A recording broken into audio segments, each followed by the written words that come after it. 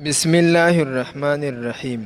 پیر و مرشد کو سجدہ کرنے کا حکم۔ سوال: جناب مفتی صاحب، ہمارے علاقے میں ایک پیر آتا ہے، لوگ اس کے قدم بوسی کرتے ہیں اور اسے سجدہ بھی کرتے ہیں، ایسے لوگوں کے متعلق شریعت مقدسہ کا کیا حکم ہے؟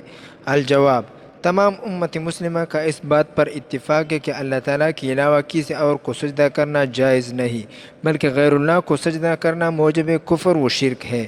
رسول اللہ صلی اللہ علیہ وسلم کا ارشاد گرامی ہے کہ اللہ تعالیٰ کے سوا کسی اور کو سجدہ کرنا جائز ہوتا تو میں عورتوں کو حکم دیتا کہ وہ اپنے شوہروں کو سجدہ کرے، لہذا کسی صورت میں بھی غیر اللہ کو سجدہ نہ کیا جائے۔ البتہ قدم بوسی کو بعض علماء نے جائز لکھا ہے، بشرطے کہ اس میں کسی غیر شریک امر کا ارتکاب نہ ہو۔ سوال: جانوروں کو قبر پر لے جا کر ذبح کرنا۔ سوال: بعض لوگ قبروں پر بکری وغیرہ لے جا کر وہاں ذبح کرتے ہیں، شرعاً ایسے جانوروں کا کیا حکم ہے؟